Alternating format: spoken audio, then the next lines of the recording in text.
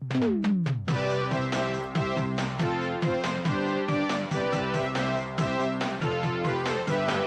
everyone, today we are going to be reacting to FNaF the full story. It literally just came out 23 minutes ago. I can't believe it. So we're just going to be reacting to it. I haven't seen it yet. So let's watch it. I've never done a reaction video before. I'm doing one now though, just because it's an opportunity, so. Let's see what we got. Hi, I'm Masahiro Sakurai. Today, I'd like to introduce you to the new Super Smash Bros. Game for the Nintendo Switch. Many fighters have appeared in the series. I'm sure you're all eager to find out who will be joining the roster this time. Please, take a look.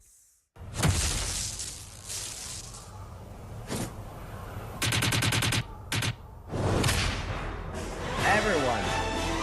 Yeah, because he made a joke about Ultimate Custom Night being super FNaF Bros. Ultimate. They're all here, which is funny. I love how he's really cashing in on that joke.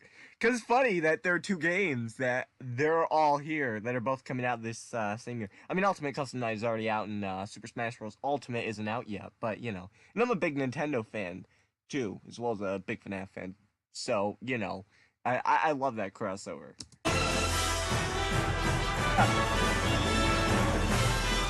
But they're not all here. Funtime Freddy is missing. Maybe he'll get that in an update. I don't know. But yeah. Just stop.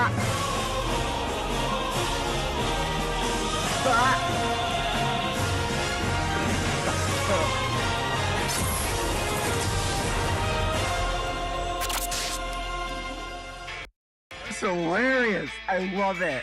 I love it. So let's go like what was that? Five Nights at Freddy's Super Smash Bros. Ultimate Custom.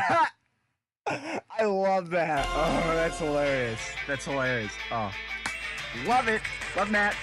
Clapping after you. That was a clap and a half. Actually, it was a clap and a half. It was. You only heard one clap because the half a clap isn't audible, but it was. Clap and a half. It was a clap and a half. Whatever, let's just hear the awesome intro. Yeah.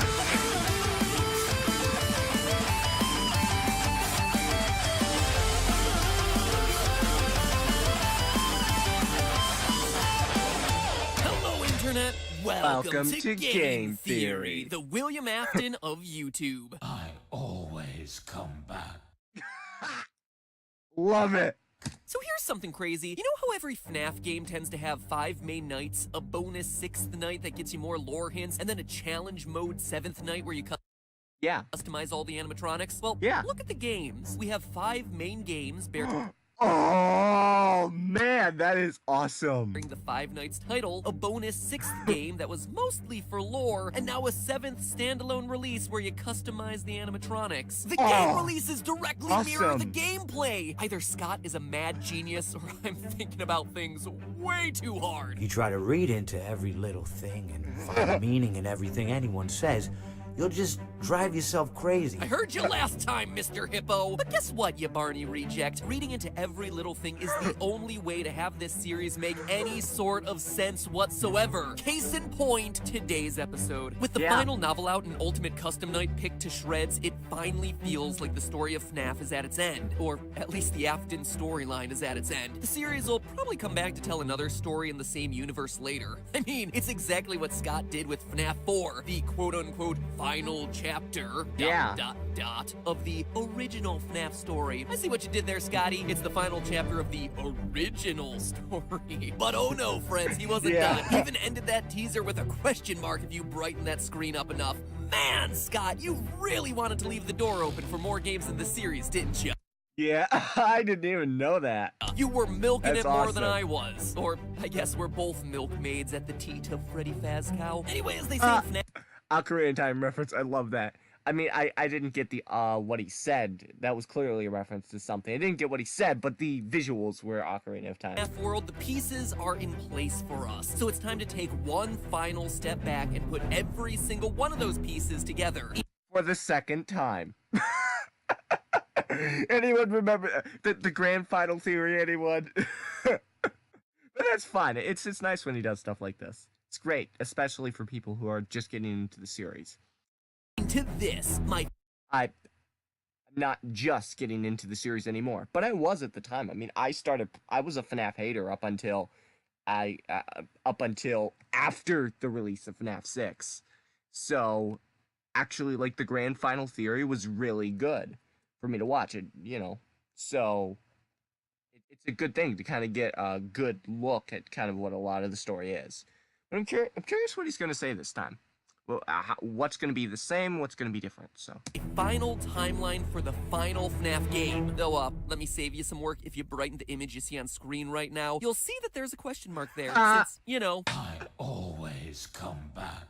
And if he comes back, well, I gotta pull myself a Samurai Freddy and pursue the anime Fox of Truth wherever it may lead. Let's do Love this. it. Now, putting together a final timeline of events for this series is incredibly challenging and requires us covering a lot of really minute details from literally every element the series has ever released. This is my longest, most involved theory in 7 years, covering every square inch of the Wow, series. 25 so minutes. Fair warning that this episode is not for the faint of heart. It is extreme. A way for me to simultaneously flex my knowledge of the minutiae of this series, all while trying to come up with a satisfactory answer to pretty much every question it has ever thrown our way. And of So half the jokes then, Matt Pat, right? course, It's like 3 minutes in, the video's 25 minutes long, and we haven't even gotten to the meat of it. It's like, I'm fine. I love game theory style, but it's just... So you're making a really long video and you decide to hold off getting to the meat? This is the time when it needs to cut out half the jokes, as funny as they are. But, whatever. We'll suffer through it together.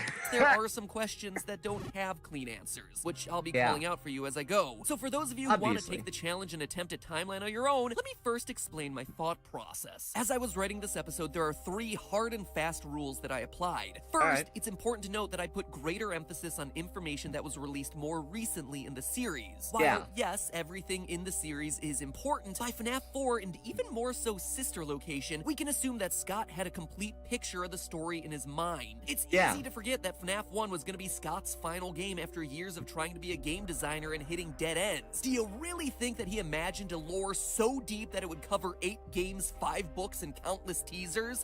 No. He predicted his story would be so massively popular that it would involve undead purple people way back when we were all just making memes about Foxy Swiggity Swooty coming for that booty. Probably not. So it's safe to assume that the newest information we're getting in the games is the most accurate in pointing to the final story he's looking to tell. So that's rule number 1. Rule number 2, adhering to key dates and events. Now, there isn't much that's certain in this story, which means that the things we do know must serve as fixed points that the other details fit around. We know for a fact from FNaF 1 phone calls that the animatronics are allowed to walk around freely until the bite of 87. We know from FNaF 3 calls that the golden spring-lock suits are eventually retired to a back room after a tragedy at a sister location, the FNaF 4 bite, which it's Incorrect. The bite wasn't a springlock failure.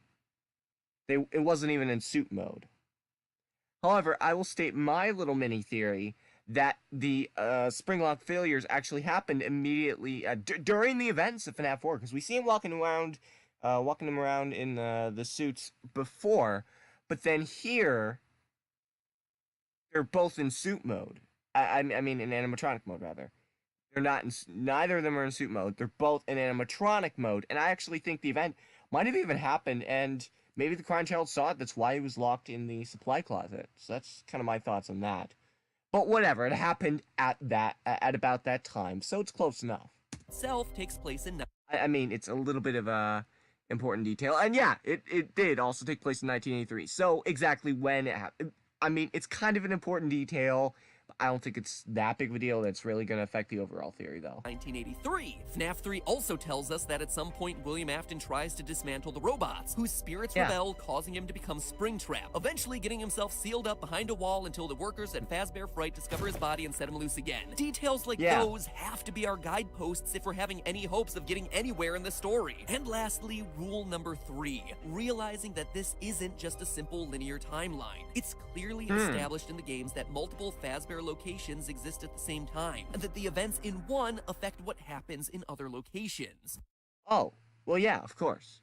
There can be more than one existing at the same time, yeah. For proof, just look at Phone Guy in FNAF 3. Welcome to your new career as a performer/entertainer for Freddy Fazbear's Pizza. Right now, we have 2 specially designed suits that double as both animatronic and suit. After learning of an unfortunate incident at the sister location involving multiple and simultaneous spring lock failures, the company has deemed the suits temporarily unfit for employees. This not only tells us that the first Freddy Fazbear's Pizza had 2 golden suits, but also that the first Freddy's was open at the same time as the FNAF 4 Freddy's. The spring lock failure in the FNAF 4 location prompted the yellow suits to be retired in the FNAF 1 location. In short, a lot of these events overlap. Restaurants often stay open for years beyond what we see in the games, and everything weaves together in a way that's much more complicated than simply saying, this restaurant opened, kids died, it closed. The next one opened, kids died again, it closed. In all honesty, I suppose you could simplify it to that level, but we're not going to. Of course not. I'm holding myself to a higher standard. A slightly higher standard, but a higher standard nonetheless.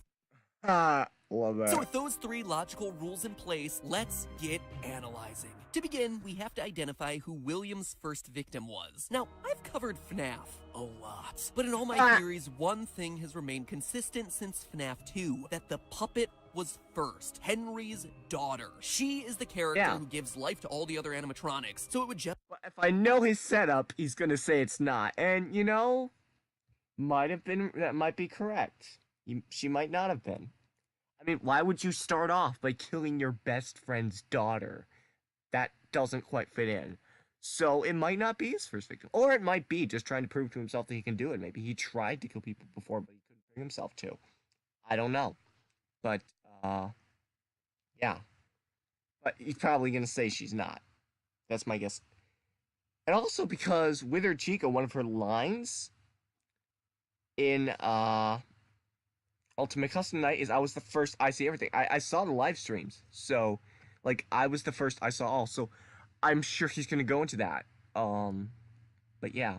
Just makes sense for her to be victim numero uno. But outside of that, it's always been just an assumption. And now that we've seen the event actually take place in the games, I think I've been wrong about it this entire time. Think about it. We have proof that William kills Henry's daughter in FNAF 6. But as I talked about in a previous theory, we see that later that night, Afton goes to a place called Junior's where he's turned away at the door. Now, why would Scott show us this? FNAF 6 was all about tying up loose ends. He's not just gonna throw in a random bar to establish that the Mustard Man is an alcoholic or anything. He's doing it to establish a timeline. The only time we hear of anyone being turned away from any building for any reason in this series is in FNAF 2. From what I understand, the building is on lockdown. No one is allowed in or out, you know, especially concerning any previous employees. And the name Juniors makes sense in Scott's classic way of giving us clues that are meant to clarify things, but really...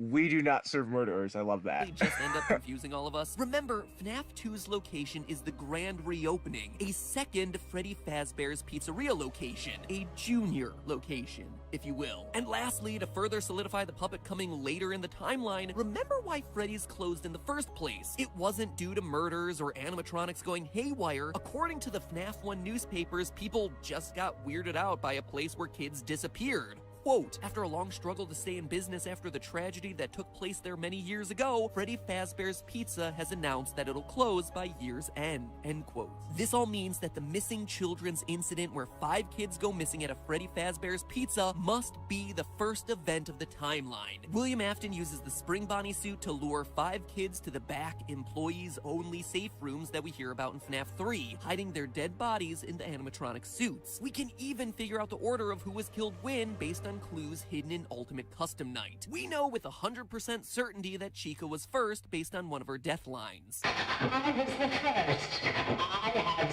seen everything. That's about as explicit as you get with these games. From a storytelling standpoint, I hate that Chica's first because it really should have been Golden Freddy, so he could be the first spirit killed and the final spirit to haunt. No, he is the last one killed. Because a little bit of, like, my theory, well, I'm not going to go into all that here, actually, but It's just a long video. Afton in So. Custom Night, but whatever. Chica, aka Susie, is death number 1. She's lured away by Afton, telling her that her dog died. We see it in FNAF 6's Fruity Maze. We also read about it in the 4th closet. Quote, beside them was a little girl with blonde curls. I heard Daddy say he was hit by a car, but I knew it wasn't true. Bonnie told me it wasn't true. He said he found my puppy. And did he take you to your puppy? He took me, but I don't remember. My name's Susie. We even hear about it in the Chica anime cutscenes from Custom Night. I told him Oh, that yeah. someone ran over his dog in front of my house. Jeez, Scott, I know we were all looking for answers, but man, you beat that one over the head, didn't ya? Not that I'm complaining, but that one was a bit overly obvious, and then all the other ones are just so damn obscure. Just gotta find a better balance here, man. From there, we know that 4 other kids get taken and stuffed into suits. Love we know it. their names based on the gravestones at the end of FNAF 6. Gabriel, Fritz, Jeremy, and... Grass. Hey, who are we to judge what other people name their kids? Probably some celebrity's kid. Oh, you must meet my children. This is Apple, audio science, and Grass. All joking aside, though, loyal theorists will remember this last grave was Love giving me it. a lot of I know I keep saying love it. I'm sorry. trouble during a past theory. You see, this book, the FNAF Survival Logbook, holds a ton of reveals about the franchise, but they're all hidden in code. Some I was able to deduce, some left me stumped. But a few hours after releasing my video covering the book, the mystery was solved by the brilliant deduction of game theorist subreddit user DPowerful1. Yes. It's about time he brought this up. The Powerful One used the numbers that I had found, 52, 39, 15, 7, 2, 10, 11, 8, and 11, and put them not into an alphabet grid for ciphers like I'd been doing and like the book was clearly hinting towards, but instead put them into the word search, of all places. Using the numbers as coordinates in the word search, you could spell the name Cassidy, a name that must belong to Golden Freddy based on the repeated use of Golden Freddy's signature line of "It's me" throughout the book. That's the clue. The gravestone imagery, which lines up with the 5th mystery gravestone at the end of FNAF 6, and a mention of Cassidy in the final FNAF novel, The 4th Closet. And that would be more than enough proof, but it's not all. In the novel, Cassidy is described as a girl with black hair. And what do we see in the logbook? The puppet giving cake to a little girl with black hair. Oh my gosh. The only human child in the logbook, no less. And it's happening on a page talking about your happiest day. A direct reference to the happiest day minigame from FNAF 3, where the puppet gives cake to Golden Freddy in an effort to release its soul. You can even hear a girlish laugh every time Golden Freddy is summoned way back in FNAF 1. Yes! Literally That's just everything it. about this That is reveal just lines it. up. Everything of This is what I've been saying for a while. course, except for the Or thinking at least. Thinking at least. Like, yes! Yes! of he being used to talk about the one you should not have killed throughout Custom Night, which, as we established last episode, is referring to Golden Freddy. But consider this, Golden Freddy is a male character. He's Freddy Fazbear, he's Fredbear, regardless of the spirit that possesses it. So the gender confusion works here. Scott even used that to his advantage in the casting call, where he was specifically looking for auditions where, quote, the gender should not be immediately clear. It should work as either a young boy or a young girl. FNAF. Teaching kids that gender is fluid, but only if you spend 4 years picking apart its obscure lore. Yeah, by the way, FNAF is 4 years old this August. It's crazy, right? Wow, I've been doing this for a long time. The last thing to say about Golden Freddy is proving that he gets possessed here, at the first Freddy Fazbear Pizza location rather than in FNAF 4 like most of us have assumed in the past. You see, in Ultimate Custom Night, you get an item called a Death Coin that can eliminate one animatronic from the game. But if you use it on Golden Freddy, you don't eliminate him from the game, you just get jump scared by Fredbear, and then hear some strange sounds. Ah!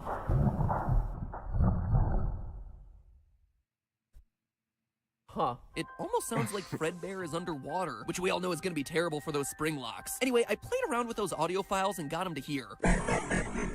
Laughter, obviously. Let's find a suit that's right for you. And there was more fantasy and fun where I came from. That last one feels really random, right? Like, "Arrgh, I'm an angry spirit who..." I know that sounds completely, like, that doesn't sound like what it is at all, but it's like Daco came up with the same stuff. So, you know. I think his audio files were a little bit more clear, so I know that might sound weird, random and obscure, like he's just making this stuff up, but he's not.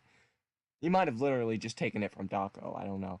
But, you know, Daco came up with the same stuff. I saw his video on this. So, that actually is pretty accurate. Even though it doesn't sound like it. It actually is. Just killed you, but let me tell you about my love of fantasy, fairies, and long walks on the beach first. I'm very in touch with my emotions. However, the phrase fantasy and fun is a direct reference to the first game in the franchise, where Phone Guy welcomes you to Freddy Fazbear's Pizza, a magical place for kids and grown-ups alike, Where fantasy and fun come to life. It's Scott telling us that Golden Freddy is the same spirit who speaks to the crying child via the Fredbear plush at the end of FNaF 4, but who dates all the way back to the first pizzeria. That's something I've been thinking. Like for instance, in the survival logbook, Psychic Friend Fredbear, Golden Freddy, the spirit of Golden Freddy says, does he still speak to you about Psychic Friend Fredbear plush? And it almost sounds like he or she is saying it in a knowing way. Like, I know the answer to that question. I'm asking it anyways. Like, almost like a rhetorical question. Like, they already know the answer. Not really a rhetorical question, but... And I'm thinking, it makes sense that it would be Psychic Friend Fredbear talking to the crying child as the spirit of Golden Freddy. I mean, hey, if the spirit of Golden Freddy's talking to him later, why not when he's younger, right? And the missing children's incident. Phew, you got all that? Good, because that's the easy stuff. Well, not easy, obviously. Actually, it was pretty easy, but whatever. Considering I'm on page 4 of this script and I've only just talked about the first event in the series. But there is consistent logic and evidence to back it all up. However, it's at this point that things get messy from a timeline standpoint. You see, right now there are 2 dangling threads of Halfway through the video, only first thing, right? events that directly conflict with each other. 1. The first Freddy Fazbear location has to close so it can reopen sometime before 1987. However, it has to remain open at least until 1983 when the FNaF 4 bite happens, the event that prompts Phone Guy to call back to the FNaF 1 location informing them that the Springlock suits are being retired. Welcome to your new career as a performer/entertainer for Freddy Fazbear's Pizza. Right now, we have 2 specially designed suits that double as both animatronic and suit. After learning of an unfortunate incident at the sister location involving multiple and simultaneous spring lock failures, the company has deemed the suits temporarily unfit for employees. This is important because Phone Guy later makes a point of saying that the Spring Bonnie suit is still being moved. Management has also been made aware that the Spring Bonnie animatronic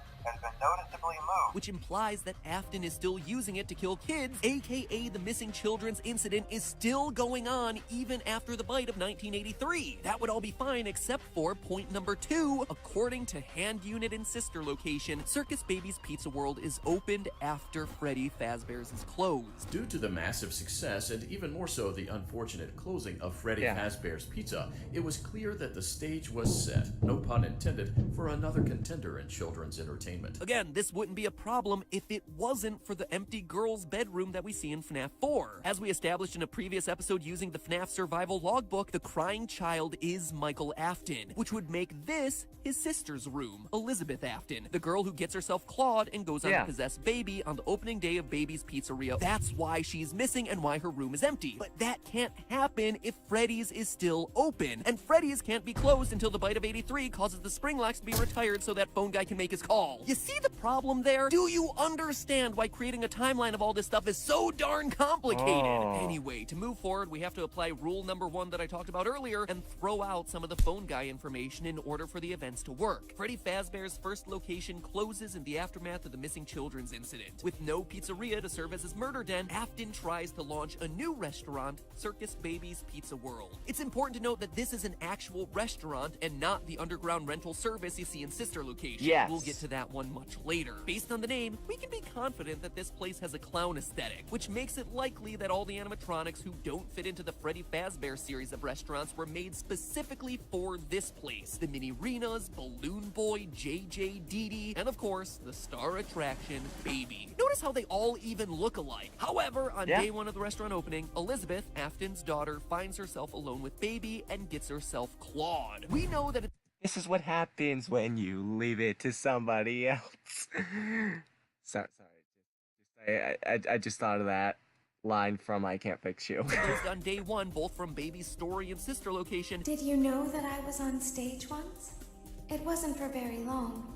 Only one day. And from this hidden news story about a supposed gas leak posted on Scott's website in the lead up to the release of the game. This in turn explains a lot of the weirdness going on in FNaF 4. Why Elizabeth's room is empty. Why Michael Afton has nightmares of animatronics with stomach mouths. And why William locks Michael in his room and has so many surveillance cameras following him around. He doesn't want what happened to his daughter to also happen to his youngest son. You see why it's so important for Circus Baby's Pizza World to happen before the events of FNaF 4? Before 1983? A lot of pieces fit in place if it does. Anyway, in the aftermath of the tragedy, he buries Baby and most of the other humanoid characters underground in a facility that we'll eventually explore in sister location. The rest go on to the new and improved Freddy Fazbear's Pizzeria, which is set to reopen. But first, running parallel to all of this, and I mean all of it, is Fredbear's Family Diner. Not the sister location we visit in the game's sister location, but the only sister location actually called a sister location by Phone Guy during his FNaF 3 calls about spring locks. An unfortunate incident at the sister location. We know for a fact that Fredbear's Family Diner is the FNaF 4 location based on this purple hat teaser that came out with the release of the game. Right in the image, look down in the bottom right-hand corner and fill in the blanks and you get yourself property of Fredbear's Family Diner. We also know that it should fit here in the timeline because of one small detail that Scott made note of with the release of FNaF 4's Halloween edition.